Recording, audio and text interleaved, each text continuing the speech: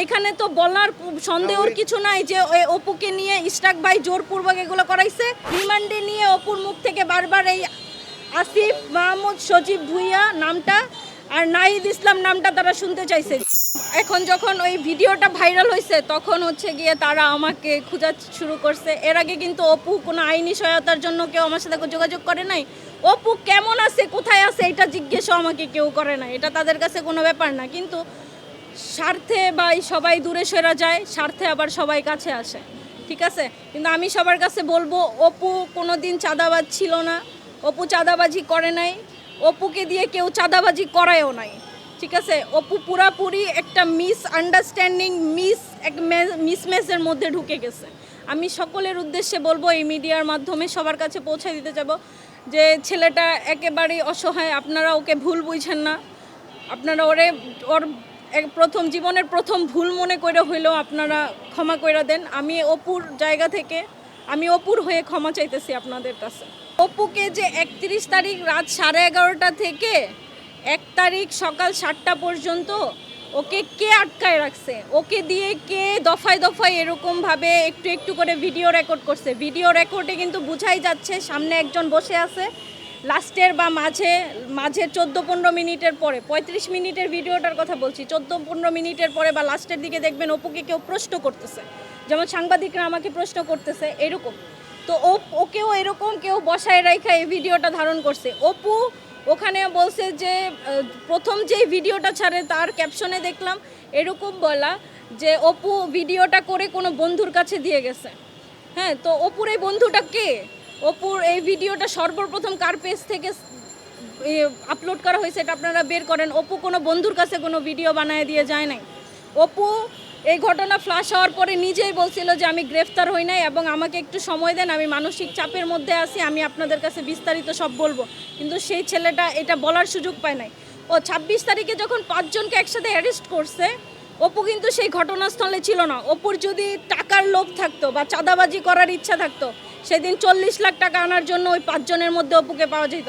এখন আপনারা বলতে পারেন যে অপুর হচ্ছে সিসিটিভি ক্যামেরা ভাইরাল হয়েছে, যে অপু হাইটা চইলা যেতেছে, পলায়ন করতেছে, ওইটা অপু ছিল না। অপু ওই দিন ওই ঘটনাস্থলে তো দূরের কথা, ঢাকার মধ্যে ছিল না, অপু ছিল কিশোরগঞ্জ, মিঠামাইন চলে গেছিল। ও বুঝতে পারছিল যে ওকে এগুলার মধ্যে ফাঁসানো হবে। বিএনপি নেতা ইশরাকের সঙ্গে কি সম্পর্ক সেটা তো আমি বলতে পারবো না, কিন্তু এখানে অপুকে ইউজ করে একটা দল নিজেদের স্বার্থ হাসিল করতে চাইছে কাউকে দাবানোর জন্য, এবং এটা তো সবার কাছে ক্লিয়ার। কোন দল সেটা তো আমি বলতে পারবো না, তাই না? আমি আপনাদেরকে বলতেছি যে 31 তারিখ রাত 11:30টার পর থেকে 7টা পর্যন্ত ওকে যে বন্দি করে রাখলো, ওইখানে ওর যে স্বীকারোক্তি নিল, এই স্বীকারোক্তিটা নিল কারা? এবং গোপীবাগ কার বাসা? গোপীবাগ কার বাসা? ইশরাক ভাইয়ের বাসা না? এবং অপুকে তো ইশরাক ভাইয়ের বাসার সামনে থেকেই ধরছে। এবং আপনারা দেখেন কয়েকটা ছবি টবি ঘুরে বেড়াচ্ছে, এগুলো তো সব ইশরাক ভাইয়ের বাসাতেই। তো এখানে তো বলার সন্দেহর কিছু নাই যে অপুকে নিয়ে ইশরাক ভাই জোরপূর্বক এগুলো করাইছে। এবং যেই ধারণা সেটা হচ্ছে যে অপুকে উনি হয়তোবা আইনি সহায়তা দেওয়ার কথা বলছিল, যে তুমি আমাকে শুধু একটা নাম বলবা, তোমার নাম একটা নাম বলবা, যে কোনো উপদেষ্টার একটা নাম বলবা, হয়তোবা আসিফ নয়তো নাহিদ, কারো একটা নাম বলবা যে এরা তোমাদেরকে দিয়ে চাঁদাবাজি করায়, তাইলেই হবে, তোমার যত রকমের হেল্প লাগে আমরা তোমাকে করবো। তখন উনি না উনি বলছে যে আমি পুরাপুরি ফেসে গেছি, এটা আমি বুঝতেই পারি না, আমি নিজে যা ওইখানে এইরকম সিচুয়েশনে পড়া যাব। আমি জানতামই না যে ওইখানে রিয়াদ টাকা নিতে গেছে বা ওই আঙ্কেলও আইসা রিয়াদকে টাকা দিবে, এগুলো অপু জানতোই না। অপু গেছে শাম্মী আহমেদকে ধরার জন্য, এটাই ওর উদ্দেশ্য, ওর আর কোনো উদ্দেশ্য ছিল না, ঠিক আছে। এখন এই 31 তারিখের রাতে থেকে সকাল 7টা পর্যন্ত এই সময়টাতে অপু গোপীবাগই ছিল।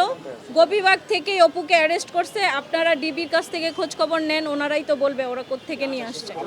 রিমান্ডে নিছে, আমরা জানি রিমান্ডের পরে কোর্টে উঠানোর পর একটা মেডিকেল রিপোর্ট জমা দিতে হয়। অপুর জন্য পুলিশ কোনো মেডিকেল রিপোর্ট জমা দেয় নাই।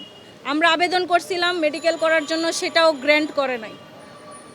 এই হচ্ছে অবস্থা। অপুকে মেরে রক্তাক্ত করে ফেলছে, ছেলেটা ঠিকমতো দাঁড়াইতে পারে না হসপিটালেও। কালকেও হচ্ছে 10 মিনিটের ফোন কল থাকে প্রত্যেক আসামির জন্য সপ্তাহে একবার। অপু আমাকে গতকালকে ফোন দিছিল, বলল সকালবেলা মেডিকেল টিম তার চিকিৎসা করে গেছে, তাকে মেডিসিন দিয়ে গেছে। তার অবস্থা খুব একটা ভালো নয়।